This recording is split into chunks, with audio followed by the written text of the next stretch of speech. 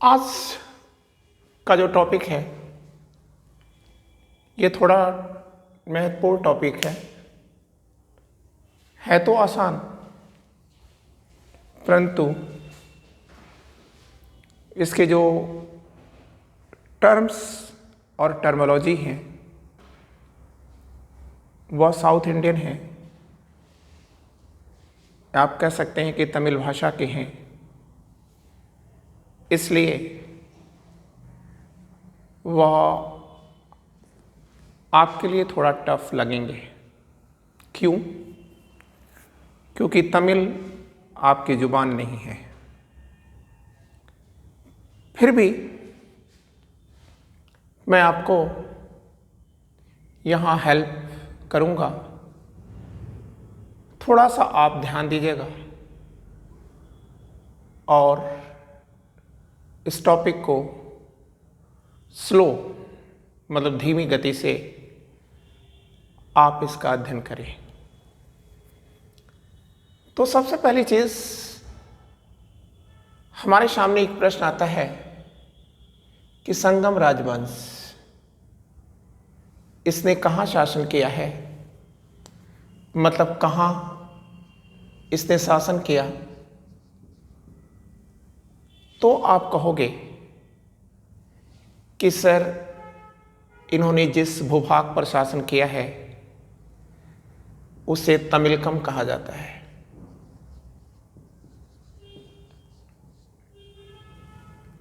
Clear? और ये संगम राजवंश में शासन करने वाले कौन लोग हैं, ये कौन लिखा हुआ था कि संगम राजवंश में शासन करने वाले कौन लोग हैं? क्लियर? तो आप बता देंगे कि सर 3 लोग हैं। और ये 3 लोग कौन कौन हैं? आप कहोगे कि सर ये चेर है, चोल हैं और पांड्यराज्य। चेर, चोल और पांड्यराज्य। अब सवाल यहां पर है कि जो चेरों का शासन क्षेत्र रहा है वह क्या रहा है। तो आप बताओगे कि सर इनका जो शासन क्षेत्र रहा है वह स्पेशली केरल, वर्तमान का जो केरल स्टेट है हमारा, वहाँ पर है। जैसे हम आपको एक मैप से एक दिखा देना चाहूँगा।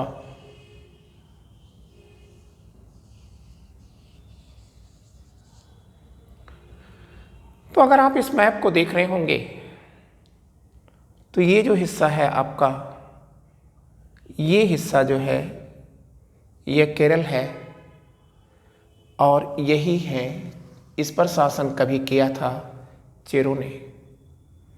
और ये जो आप हिस्सा देख रहे हैं वह कौन सा हिस्सा है? आप कहेंगे कि सर ये तमिलनाडु का हिस्सा है, दक्षिणी तमिलनाडु का हिस्सा है। और अब आप कह सकते हैं कि इसमें कौन कौन डिस्ट्रिक्ट आ जाएंगे। तो आप कहोगे कि सर इसमें वर्तमान का मदुरा आ जाएगा, रामानंद नगर आ जाएगा और तिरुनेलवेली आ जाएगा।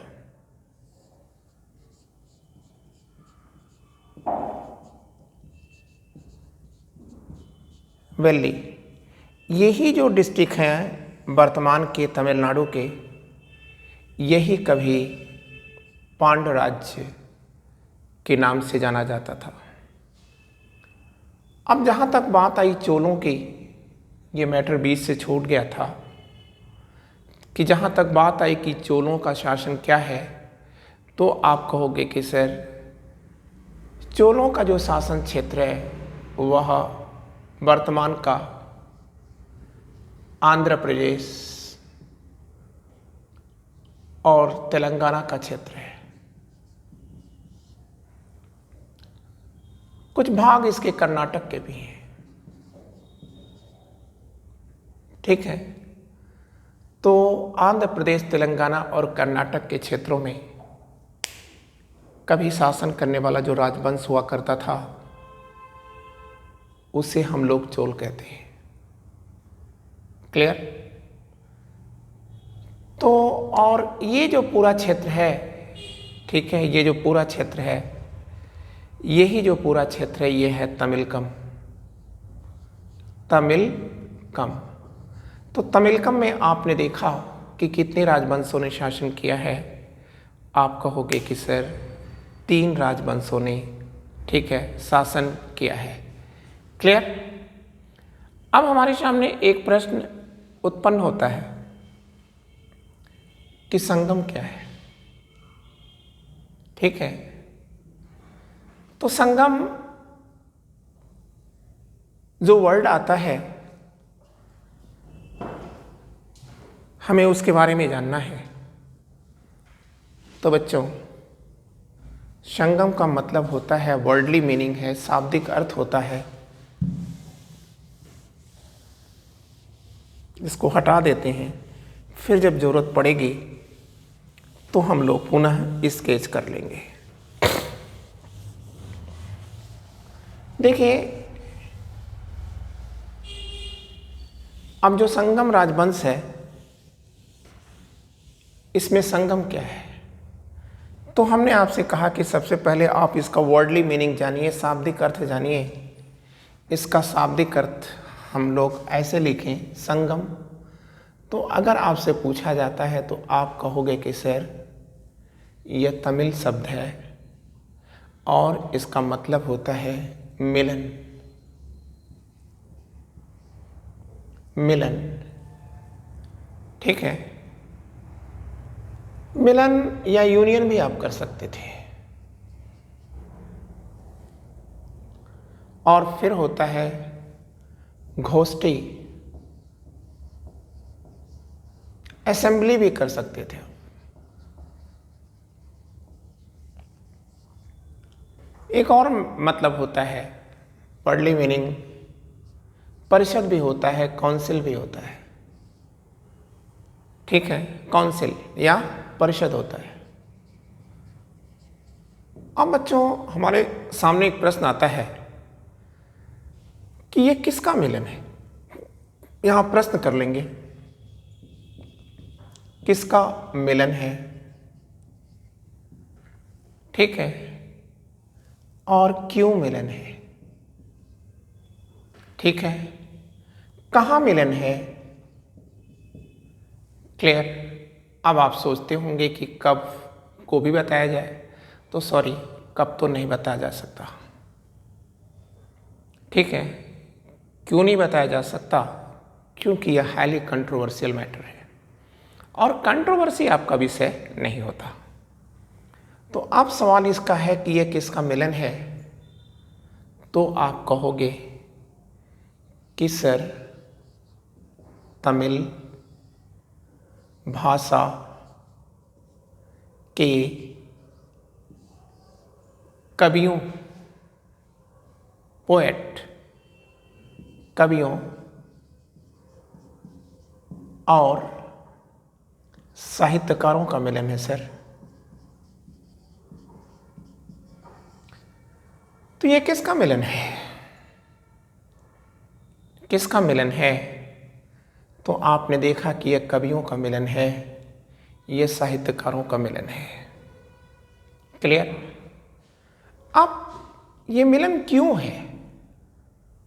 ठीक है, तो आप कहेंगे अपने साहित्यिक कृतियों को, या साहित्य लिख लीजिए बस, साहित्य को प्रामाणिकता दिलाने के लिए लोग मिलते थे। प्रामाणिकता दिलाने के लिए ये लोग मिलते थे। क्लियर? तो आपको एक चीज तो समझ में आ गया कि अगर आपसे पूछा जाए संगम साहित्य की भाषा क्या है, तो ये लिखा हुआ है तमिल। क्लियर? अब ये संगम कहाँ हुआ है? कहाँ लोग मिले हैं, तो आप आंसर कर दोगे कि सर मदुरा में मिले हैं। मदुरा भी मत, आप डायरेक्ट मत लिखिए आप, ठीक है। कहाँ मिलन हुआ है, तो आप कहोगे कि सर पांड्य राज्य में। बेसिक से मैटर उठाया जाता है, ठीक है। जिसका रूट स्ट्रांग है तो वह इमारत तो बहुत अच्छी बना सकता है, लेकिन जिसकी रूट ही नहीं है तो फिर वो बिल्डिंग नहीं बना सकता। तो ये कहाँ मिलन है, आप कहेंगे सर पांड्य राज्य में है। अब ये कितना मिलन हुआ है या कितनी संगम हुई है, ठीक है, तो आप कहेंगे कि सर ये संगम कुल 3 हुई है, 3 हुई है, ठीक है। कहाँ हुई है, आप कहोगे कि सर ये लिखा हुआ है पांड्य राज्य में हुई है। क्लियर बच्चों।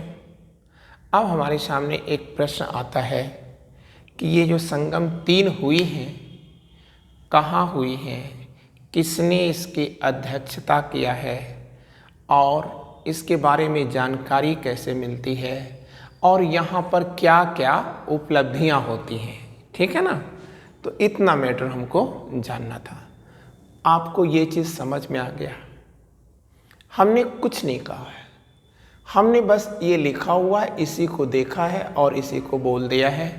हमने कहा कि जो संगम राजवंश है यह किस क्षेत्र में शासन करता है, तो हमने कहा था कि तमिलकम क्षेत्र में शासन करता है, ठीक है। फिर हमने बताया कि तमिलकम क्षेत्र क्या है, तो कहा कि तेलंगाना, वर्तमान का तेलंगाना, आंध्र प्रदेश, कर्नाटका, फिर नीचे केरल, वेस्ट कोस्ट पर, ईस्ट कोस्ट पर तमिलनाडु की भूभाग पर कभी संगम राजवंश शासन करता था।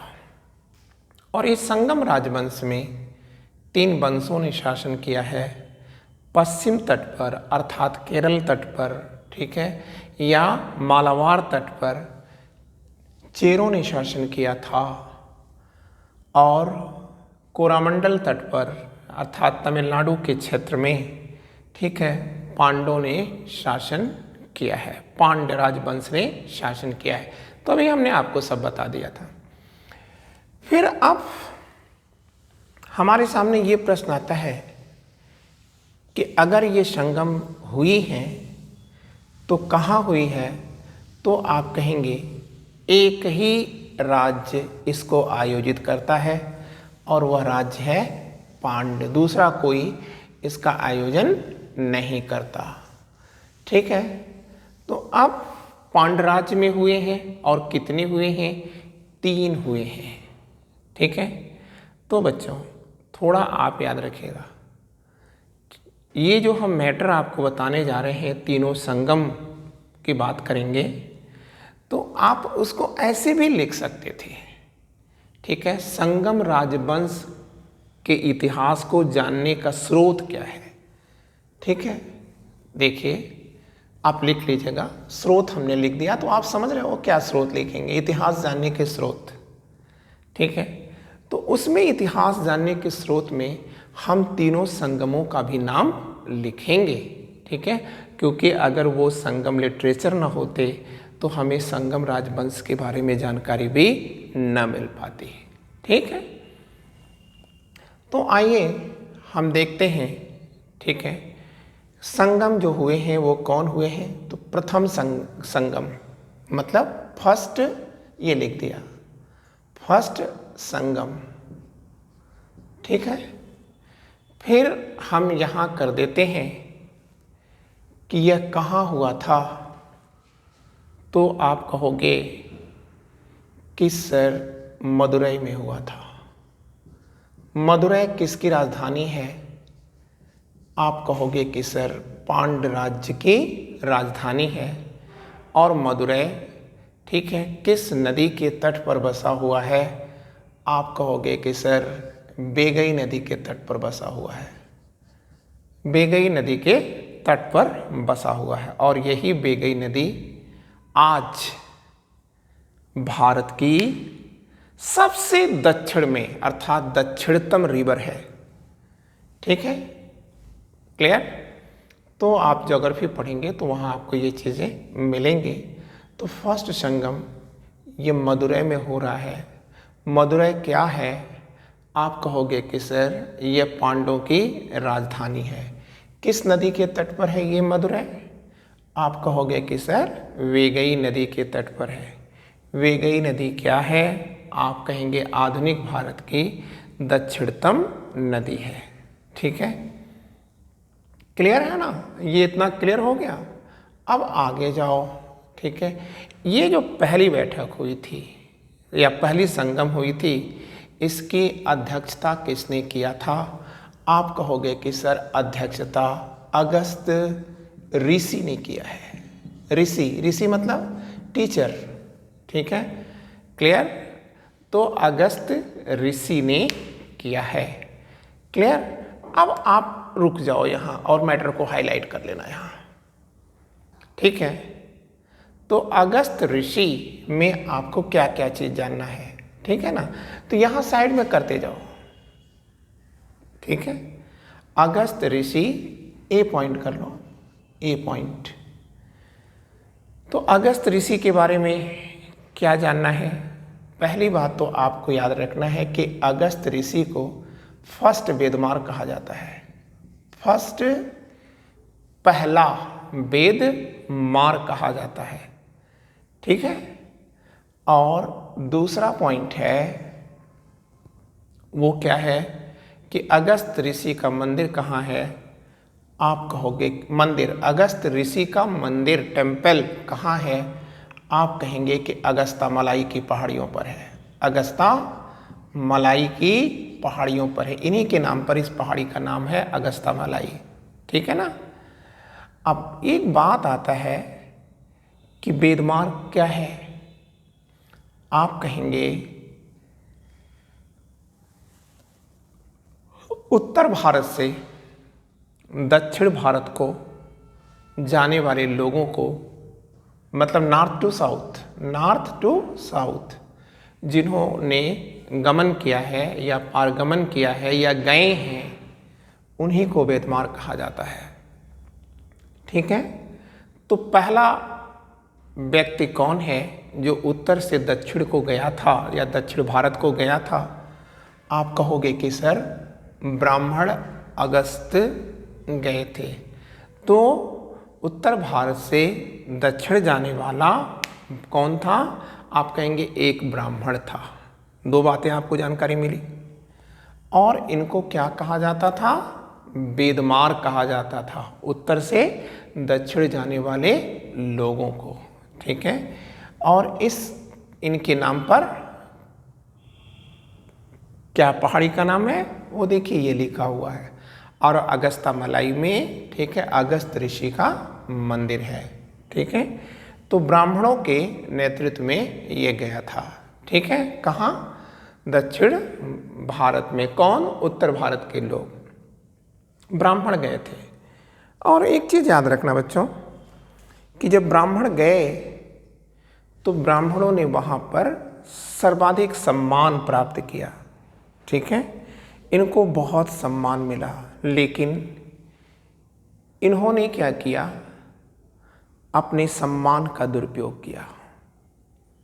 और लिंगायत लोग पहले लोग हैं, ठीक है, जिन्होंने ब्राह्मणों का विरोध शुरू किया। और वह विरोध इस कदर बढ़ा कि आपको याद रखना होगा कि जस्टिस पार्टी बनी आधुनिक भारत के अंदर, और 1924 में वाईकोम सत्याग्रह हुआ और गांधी जी जैसे लोग, ठीक, मजबूर हो गए वाईकोम सत्याग्रहियों को समर्थन करने के लिए। ठीक है ना? तो आपने इतनी बातें जान ली हैं।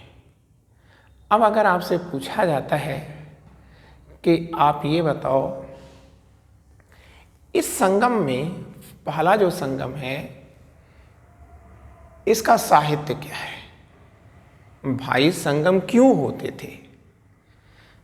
अपनी अपनी साहित्यिक कृतियों को प्रामाणिकता दिलाने के लिए होते थे। तो पहले संगम का लिटरेचर क्या है? आप कहोगे सॉरी सर, जानकारी नहीं है। ठीक है, मतलब कोई यहाँ का लिटरेचर प्राप्त नहीं है। तो जानते कैसे हो? जब लिटरेचर ही नहीं मिला तो कैसे जाना कि पहली संगम भी हुई थी?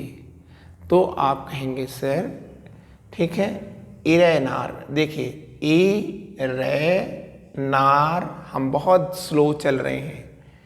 इरे नार, ठीक है। अग पोरुल, एक विद्वान है, साहित्यकार है, इरेनार अगपोरुल, और इसी के लिटरेचर से, और इस लिटरेचर का नाम क्या है नहीं मिलता। तो इरेनार अगपोरुल के जो भाष्य हैं, कमेंट हैं, ठीक है, उसी से पहले संगम की जानकारी मिलती है। क्लियर हो गई बात? आगे चलें। अब आप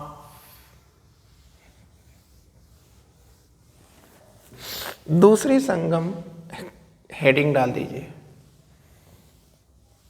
और हमने आपको पहले से ही इन्फॉर्म कर रखा है, शायद आपको पता हो कि आपको ऐप्स डाउनलोड करना था, आपने कर लिया होगा, ठीक है। और क्लास आप क्विकली 1-2 दिन के अंदर ऐप से ही चलेगी। उसका रीजन है क्योंकि आप हमसे क्वेश्चन नहीं पूछ पाते। क्लियर? शायद आप शर्मिंदा भी होते हों, और या हो सकता है आप लोग मॉनेटरियल बातें सोचते हों कि अगर हम लिख करके भेज देंगे तो हमारा कुछ नेट चला जाएगा, ठीक है ना। तो बच्चों याद रखना, आपको करना पड़ेगा, ज़रूर करना पड़ेगा, क्योंकि आप याद रखिएगा, मैंने शुरू में भी कहा था और आपको आज भी बताना चाहूँगा कि शिक्षित होना महंगा है। पैसा तो लगता है शिक्षित होने में, और ऐसा नहीं कि आज से ही लगता है, आज तो बहुत कम लगता है। वो अलग की बात है कि हमारी सोच नहीं है। जो प्राचीन युग थे ना, वहाँ तो बहुत महंगा था। लोग अपने अंगूठे को भी दे देते थे। इसलिए बच्चों समझदारी के साथ पढ़ाई करो। तो इसलिए मैंने ऐप पर ध्यान दिया है ताकि आप हमसे कुछ क्वेश्चन पूछ सकें। जैसे एक बच्चे ने हमसे पूछा, सिल्क मार्ग समझ में नहीं आया। अब हम अगर उस समय हमको ये जानकारी मिली होती कि हमको सिल्क मार्ग समझ में नहीं आया तो हम उसे और ज़्यादा हाईलाइट करके बताते हैं, लेकिन फिर भी अभी आपको आगे मिलना है सिल्क मार्ग क्या है। तो इसलिए आप लोग जिन लोगों ने डाउनलोड नहीं किया है वो लोड कर लें, ठीक है। बस आपका काम इतना ही है कि आप डाउनलोड करेंगे, शेष काम, ठीक है, वह यहाँ का है, ये लोग अपना कार्य करेंगे। अब हम लोग आगे चलते हैं। सेकंड, अब जो सेकंड संगम है ये कहाँ हुआ है? आप कहोगे कि सर यह कपाटपुरम में हुआ है। कपाटपुरम में हुआ है, ठीक है। और इसकी अध्यक्षता किसने किया है? ठीक है, तो आप कहोगे कि सर उन्होंने ही किया है। किसने? अगस्त ऋषि ने ही किया है। क्लियर? अब वो अलग की बात है कि यार सहजा विश्वास नहीं होता ठीक है, कि इतनी इतनी लंबे साल में एक ही व्यक्ति कर रहा है। ठीक है, खैर छोड़ो वो सब बातें, आप इतना याद रखो कि अगस्त ऋषि ने किया है। अब सवाल यहाँ पर है कि दूसरे संगम का कोई लिटरेचर प्राप्त है? आप कहोगे एस सर, दूसरे संगम में लिखा गया एक लिटरेचर है और वो है तोलका पीएम, तोलका पीएम। ठीक है, कुछ लोग त और ट में अंतर नहीं कर पा रहे होंगे क्योंकि हो सकता है मैं लिख ना पाता हूँ। ठीक है, इसलिए हमने अंग्रेजी में लिख दिया तोल का पीएम, तोल का पीएम।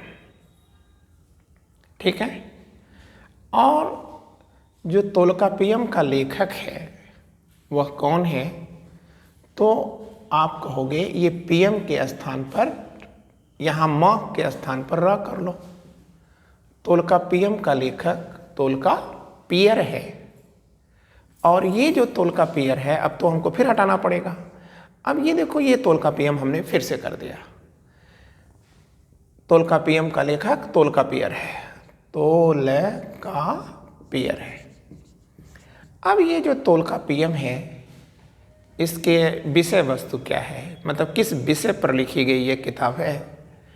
आप कहेंगे तमिल भाषा का ये प्राचीनतम व्याकरण है, ग्रामर की किताब है। ये तमिल भाषा का यह प्राचीनतम क्या है? ग्रामर की किताब है। क्लियर हो गई? और अब हम थर्ड संगम की बात करते हैं या तीसरे संगम की बात करते हैं।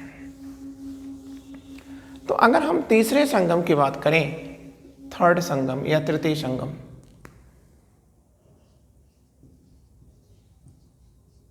तृतीय संगम, तो जो तृतीय संगम है वह कहाँ हो रहा है? दूसरा कहाँ हुआ? कपाटपुरम में हुआ। आप कहोगे कपाटपुरम भी तो मदुरा में ही पड़ता है। वो ठीक है, मदुरा में पड़ता है, लेकिन एग्जैक्टली आपको कपाटपुरम, दूसरा कपाटपुरम में हुआ और तीसरा यह मदुरै में हुआ है, मदुरै में हुआ है। और जो मदुरै में हुआ है तो उसकी अध्यक्षता किसने किया है? इस जो काउंसिल है, थर्ड काउंसिल है, उसकी अध्यक्षता किसने किया है? तो आप कहोगे नक्कीरर ने किया है।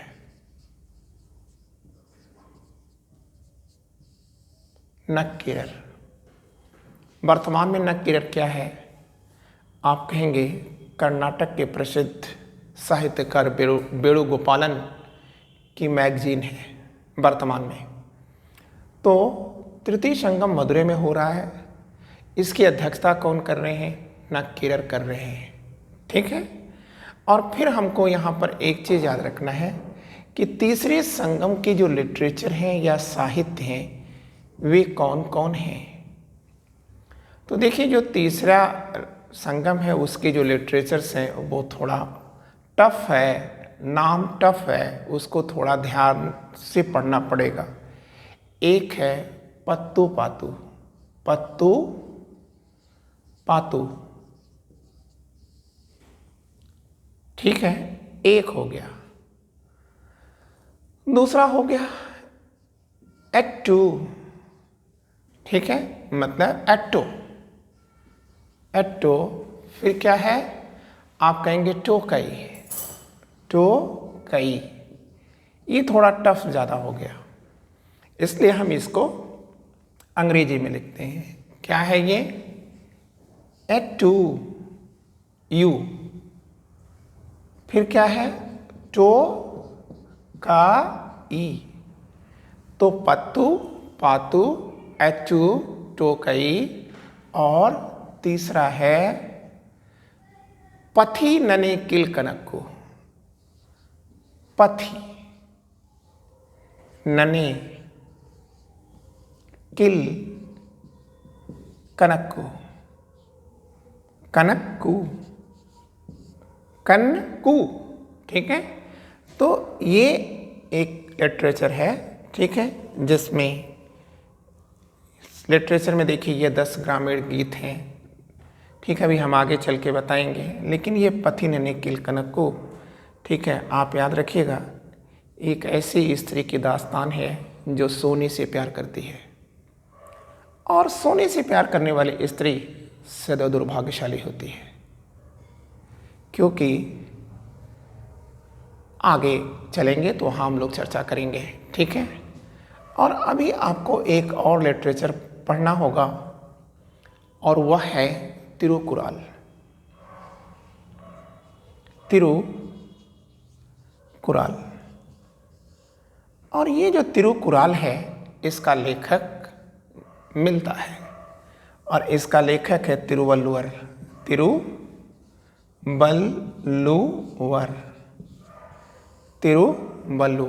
तिरुकुराल का लेखक है तिरुवल्लुवर।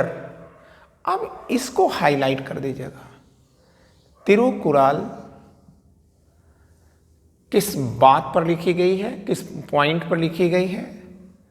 आप कहोगे कि सर ये त्रिवर्ग पर लिखती है, धर्म, अर्थ और काम पर लिखती है। ठीक है, क्लियर? और इन तीनों को एक शब्द में क्या कहा जाता है? आप कहोगे कि इसी को त्रिवर्ग कहा जाता है।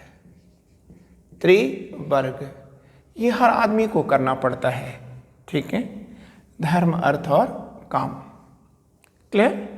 तो इसी को त्रिवर्ग कहते हैं, और तिरुकुराल का वर्ण विषय यही है। ठीक है, अब तिरुकुराल को और क्या कहा जाता है? आप कहोगे कि इसे संगम राजवंश का, ठीक है, बाइबल भी कहा जाता है। बाइबल भी कहा जाता है। क्लियर? किसको? तिरुकुराल को। और आप याद रखना, यही जो तीसरी संगम है, इसको फिर एक पॉइंट और कर ले रहे हैं। इसी तीसरी संगम में 5 महाकाव्य लिखे जाते हैं। कितने? 5। क्या? महाकाव्य लिखे जाते हैं, लिखे जाते हैं। क्लियर? अब हम आपको 5 महाकाव्यों को लिखने का कारण बताएंगे। तीसरी संगम आपने जान लिया ना। अब आपको हम थोड़ी सी बातें और करके फिर बताते हैं आपको। देखिए, जो पत्तू तपातु है, मतलब ये और ये दोनों किताब, ठीक है, इन दोनों जो किताबें हैं, इस दोनों किताबों के 2 भाग हैं। किन दोनों किताबों के? पत्तू पातू और एट्टू टोकई के 2 भाग हैं। एक को कहा जाता है अहम, और दूसरे को कहा जाता है पुरम। तो अहम, अहम का मतलब क्या होता है? प्रेम होता है, लव होता है, और पुरम का मतलब युद्ध होता है। ठीक है, मतलब लव एंड वॉर पर लिखी गई हैं ये दोनों किताबें, पत्तू तो पातू और एत्तू थोकई। ठीक है, दोनों किताबों में दोनों बातें लिखी गई हैं। क्लियर? अब हम लोग देखते हैं ये जो 5 महाकाव्य हैं, ये 5 महाकाव्य क्या हैं और किन परिस्थितियों में ये लिखे गए हैं। क्लियर? तो आइए, आप पहले तो आप हेडिंग डाल दीजिएगा 5 महाकाव्य, ठीक है, और लेखन की परिस्थिति। ठीक है, तो 5 महाकाव्य और उसके लेखन की परिस्थिति क्या है। क्लियर?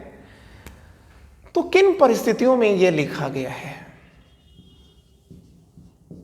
परिस्थितियों में, क्लियर, क्या लिखा गया? 5 महाकाव्य लिखे गए। क्लियर? तो देखिए, जो व्यक्ति होता है और व्यवस्था होती है, मतलब दोनों ही चीज, व्यक्ति और व्यवस्था, ये परिस्थितियों की सदैव से दास होती हैं। ठीक है, और जो साहित्यकार होता है, शिक्षक होता है, ये साहित्यकार और शिक्षक ये सदैव अपने युग की परिस्थिति और प्रवेश से सर्वाधिक प्रभावित होते हैं। ठीक है, सबसे ज़्यादा टूटते भी यही हैं, सबसे ज़्यादा उठते भी यही हैं। ठीक है, तो जैसे वर्तमान में आप उठा के देख लीजिए कि अगर परिस्थितियां न होती, अगर परिस्थितियां कोविड-19 की न होती तो आप में से बहुत थोड़े लोग होते जो ऑनलाइन क्लास करते हैं। कहीं ना कहीं से कोई मजबूरी तो होती ही होती है। तो आप याद रखिएगा, उसी को कहते हैं, मजबूरी को ही परिस्थितियां कहते हैं। तो वह कौन सी मजबूरी थी कि जिसमें 5 महाकाव्य लिखे गए? तो बच्चों, वो परिस्थिति ये थी कि हम आपको पुनः एक बार स्केच कर दे रहे हैं मैप। ठीक है, कहाँ का मैप स्केच कर रहे हैं? आप कह सकते हैं प्रायद्वीपीय भारत का कर रहे हैं, या आप कह सकते हो मोटी मोटा दक्षिण भारत का कर रहे हैं। ठीक है, तो आप ये देखोगे कि ये है केरल, और ये जो हिस्सा है ये क्या है? अरब। ये अरब सागर है। ठीक है, ये सब तो पढ़ ही चुके हो आप। तो इधर अरब सागर है, इधर बंगाल सागर है, और नीचे आप जान रहे हो हिंद महासागर है।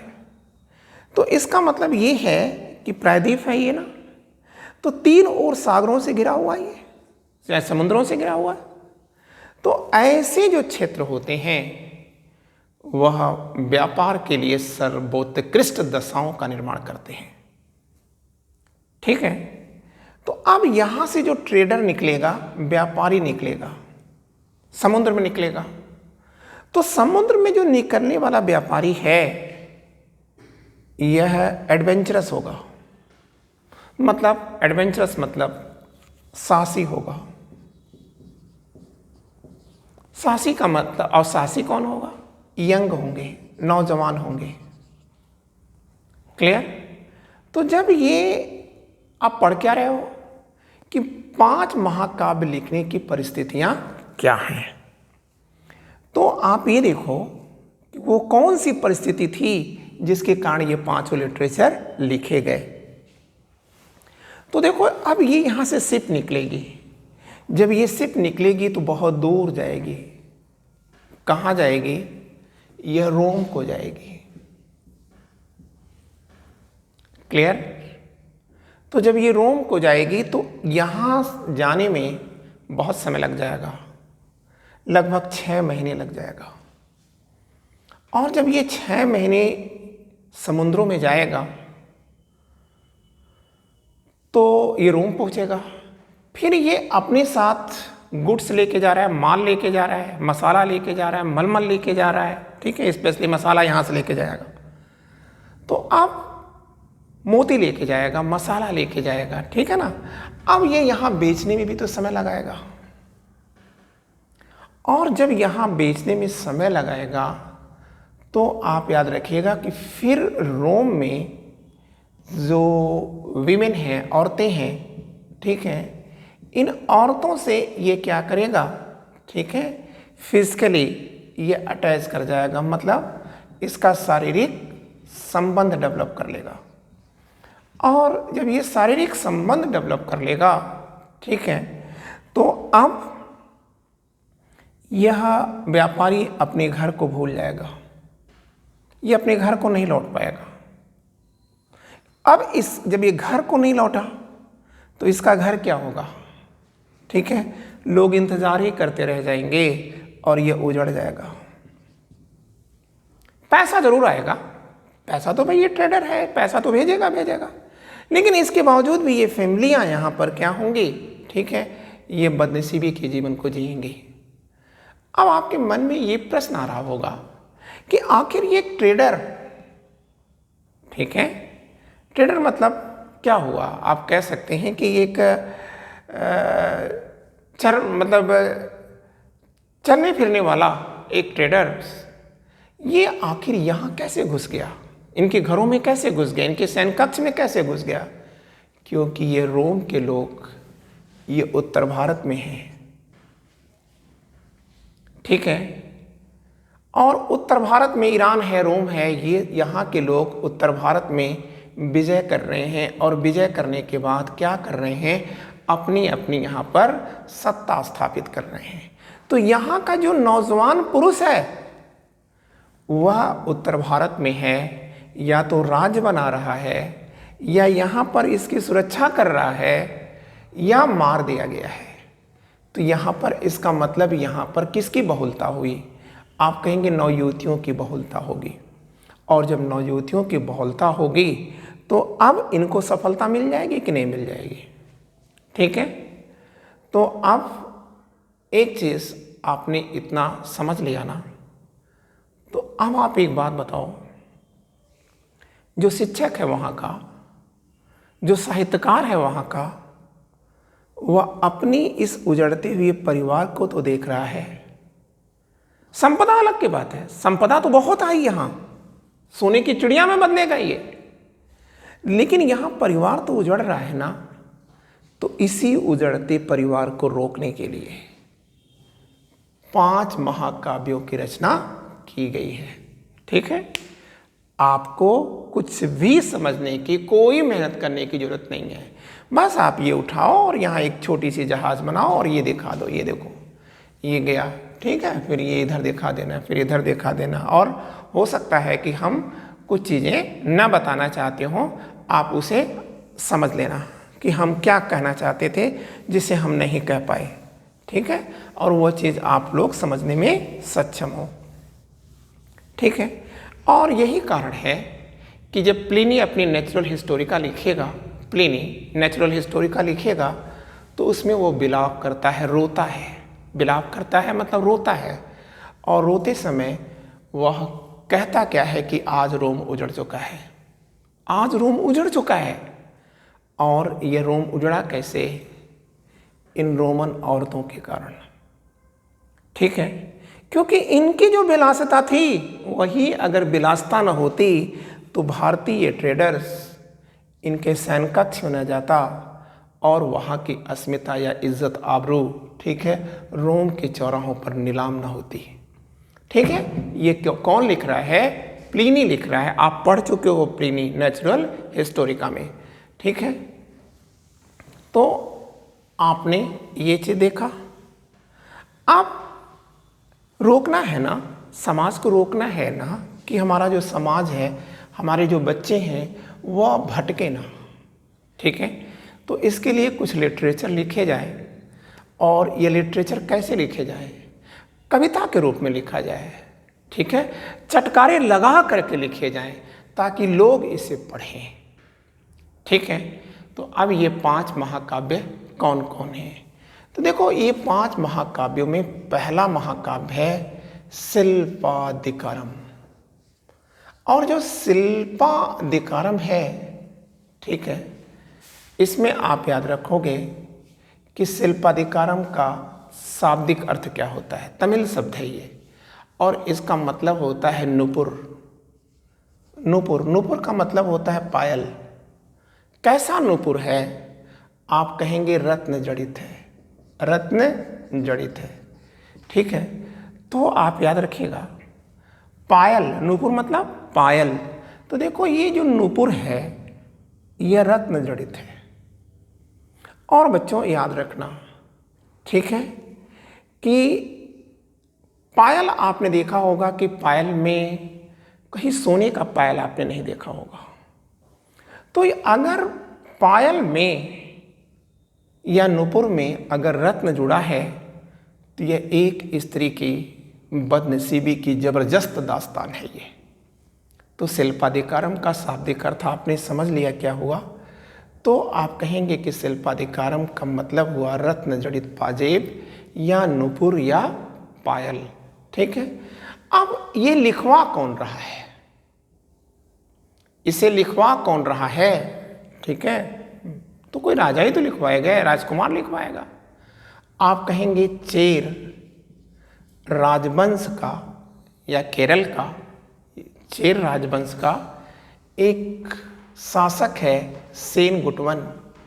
सेनगुटवन, सेनगुटवन को लालचेर भी कहा जाएगा, आगे हम लोग चल के पढ़ेंगे लालचेर। ठीक है।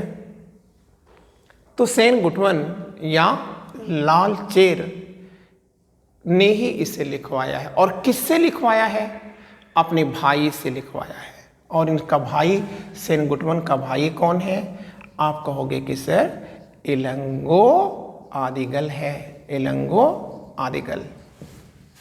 ठीक है ना। तो इलंगो आदिगल यह किसका लेखक कर रहा है? शिल्पादिकारम का लेखन कर रहा है।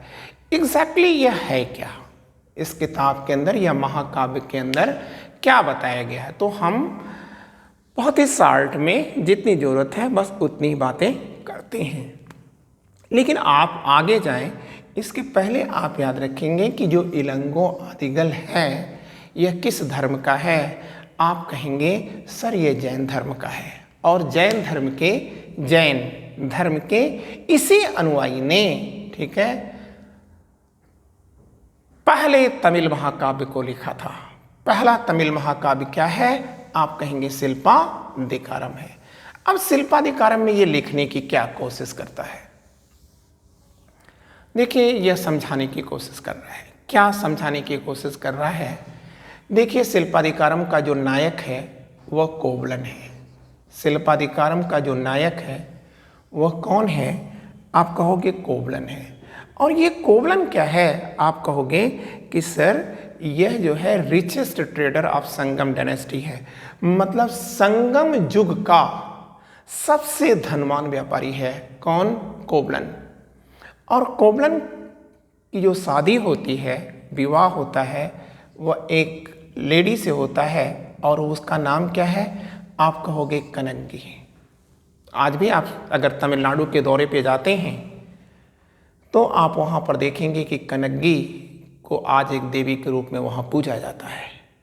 आज भी यहाँ पर कनग्गी के तमाम मंदिर हैं, ठीक है, एक दो नहीं अनेकों मंदिर हैं। और इसी कनग्गी के नाम पर ही, ठीक है, सेनगुटवन, अभी आपने लिखा था ना, सेनगुटवन या लालचेर ने पत्नी पूजा को शुरू किया था।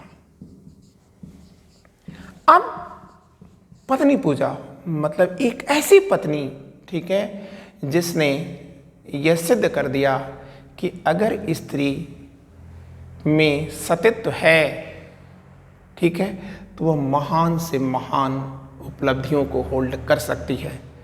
तो अब ये देखिए, कोवलन शिल्पादिकारम का मुख्य हीरो है और कनग्गी इसकी मुख्य हीरोइन है।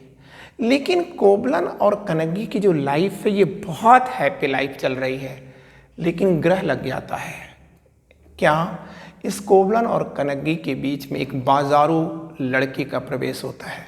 बाजारू लड़की, या अगर बाजारू से आप न समझ पाएँ तो आपका ये एक तवाइफ का प्रवेश हो जाता है, ठीक है, तवाइफ। और ये तवाइफ क्या है? आप कहेंगे ब्यूटीएस है, मतलब अति सुंदरी है, अति सुंदरी है, ठीक है। और यहाँ पर जो लेखक है कौन? सेनगुटवन, अरे सॉरी, इलंगो आदिगल, सेनगुटवन का भाई इलंगो आदिगल, ठीक है। वह इस किताब के अंदर क्या लिखता है? इस किताब के अंदर वहाँ पर ये दिखाता है, लेखक ये दिखाता है, ठीक है, कि ब्यूटी एंड वर्च्यू, मतलब जो सुंदरता है, ठीक है, अति सुंदरता है, और जो सदाचार है, ये दोनों एक दूसरे के विरोधी होते हैं, ठीक है। मतलब ये कहना चाहता है कि ब्यूटियस lady must not be virtuous, ठीक है। एक खूबसूरत लेडी कभी भी सदाचारी नहीं होती, ठीक है। कौन कह रहा है? इलंगो कह रहा है, ठीक है, आपने पढ़ा है, या शिल्पादिकारम कह रही है। तो अब आप ये देखिए, ये जो तवायफ है वो तवायफ करेगी क्या कि इस कोवलन और कनग्गी के बीच में एंटर कर जाएगी। अब इसका परिणाम क्या आएगा? ये कनग्गी की स्थिति दयनीय हो जाएगी। क्लियर? आपने इतनी चीज़ें जान लिया, ठीक है।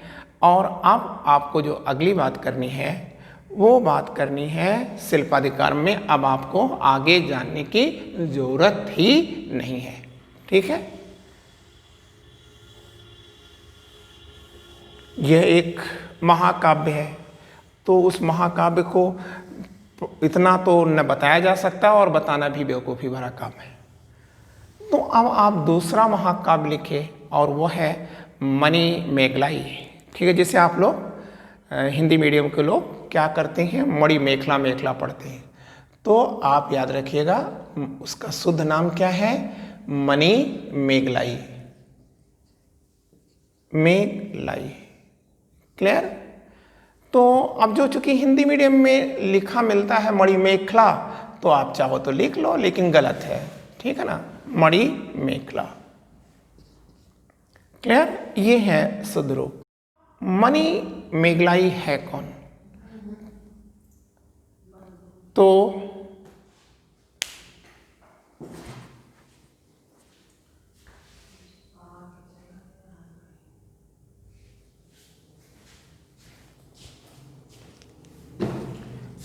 मणिमेखलाई, ठीक है। तो बस मणिमेखलाई को बताएंगे, उसका रोक देंगे, ठीक है। मणिमेखलाई में एक खास बात आप याद रखिएगा कि इसका जो लेखक है वो है शीतलय सतनार। शीतलय सतनार इसका लेखक है, ठीक है। और ये शीतलय सतनार कौन है? आप कहेंगे कि सर बौद्ध है, ठीक है। और बौद्ध के साथ एक अनाज का व्यापारी है, कौन? शीतलय सतनार। और शीतलय सतनार ने ही मणिमेखलाई को लिखा है, क्लियर। अब आपको एक चीज याद रखना है, ठीक है, कि ये मणिमेखलाई है कौन। आप कहोगे कि शादी कोवलन ने किससे किया था? कनग्गी से किया था, लेकिन माधवी उसकी क्या है? रखेल है। तो कोवलन और माधवी के संगम से जो बेटी पैदा होती है वो बेटी का नाम है मणिमेखलाई, ठीक है। और आप याद रखना कि यह मणिमेखलाई भी बाद में बौद्ध बन जाएगी। एक तो क्वेश्चन आपसे ये पूछ देगा और एक कोटेशन आपसे पूछेगा। देखो, जो कोवलन है वो माधवी के चक्कर में, ठीक है, वो करेगा क्या कि एक बहुत रीच से बहुत गरीब बन जाएगा। और ऐसी स्थिति में मणिमेखलाई की इज्जत आबरू को बचना भी मुश्किल हो जाता है ना, क्योंकि यही वो किताब है जो यहाँ पर लिखती है ये किताब, ठीक है। दो चीज़ें लिखती है, ठीक है। एक तो ये लिखती है कि गरीबों की कभी कोई आवाज़ नहीं होती, ठीक है। मतलब पुअर हैज़ नो वेसल्स, मतलब गरीबों की कभी कोई आवाज़ नहीं होती। एक बात तो है, मतलब इसकी आवाज़ कहाँ सुनी जाती है, क्लियर। और दूसरी बात ये लिखती है किताब, ठीक है, कि एक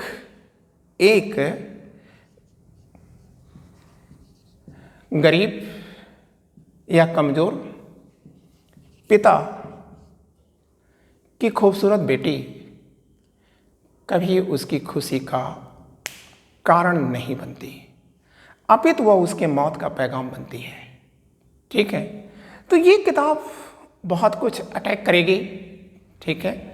तो आपने देखा कि मणिमेखलाई में क्या है, बस आपको इतनी सी बात जानना है और कुछ नहीं जानना है कि मणिमेखलाई का लेखक है शीतलय सतनार और शीतलय सतनार एक अनाज व्यापारी है, ठीक है।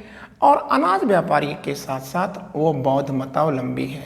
मणिमेखलाई कौन है ये भी आपने जान लिया है, ठीक है। और फिर, ठीक है, आप इसके बाद जो दूसरा उपन्यास है, तो हम तीनों उपन्यास का नाम लिख करके और कल के लिए मैटर टाल देंगे, ठीक है।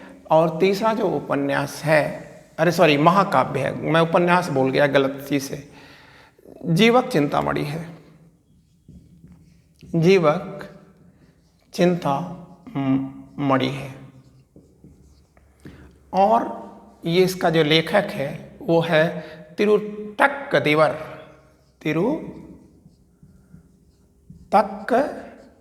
ठीक है, देवर इसका लेखक है। और ये क्या है, आप कहेंगे कि सर जैनी है, ठीक है। और इसमें राजकुमार जीवक का विवरण दिया गया है। इसके अतिरिक्त अगला उपन्यास है वलय पति।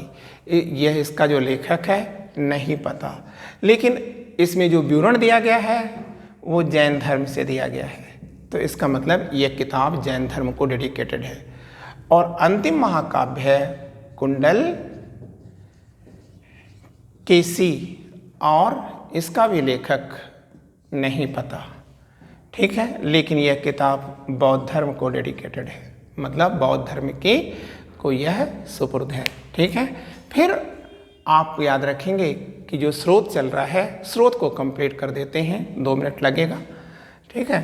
और वह जो है इतिहास बताने की जो अन्य रीजन है, ये तो संगम लिटरेचर था ही था, इसके अतिरिक्त तो कुछ यूनानी लिटरेचर्स हैं। मेगास्थनीज की इंडिका है, मेगास्थनीज की इंडिका। तो मेगास्थनीज अपनी इंडिका में किसका विवरण देता है? पांड्य राज्य का विवरण देता है, और पांड्य राज्य को, ठीक है, मोती और मछली का केंद्र बताता है, और यहाँ स्त्रियों के शासन को भी वह बताता है, ठीक है। फिर इसके बाद स्ट्रैबो भी इनका विवरण देते हैं, ठीक है, प्लिनी भी विवरण देते हैं, ठीक है। स्ट्रैबो जियोग्राफी है, प्लिनी नेचुरल हिस्टोरिका है, ठीक है, और टालमी भी यहाँ का विवरण देते हैं, ठीक है। लेकिन इन लिटरेचर के साथ अशोक का 13वां अभिलेख, अशोक का 13वां बृहद शिलालेख भी कहता है कि मैंने जो चेर चोल और पांड्य हैं, यहाँ पर मैंने अपने धम्मदूत भेजे हैं, पढ़ चुके हैं आप, ठीक है। इसके बाद खारबेल, कलिंग का शासक है खारबेल, और इसका अभिलेख है हाथी गुफालेख, और हाथी गुफालेख में भी, ठीक है, यह त्रिमम संगठम का उल्लेख किया गया है। त्रिमम संगठम, त्रिमम संगठम मतलब 3 संघ का उल्लेख किया गया है, और इससे यह सिद्ध होता है कि वह जिस त्रिमम संगठन की बात कर रहा है वह कौन सा है? आप कहोगे कि सर वह सभी, ठीक है, संगम राजवंश की बात कर रहे हैं। आप अगली हेडिंग डाल दीजिएगा राजनीतिक इतिहास, political history of Sangam dynasty. Thank you बच्चों, आज इतना ही। Wishing you all the luck.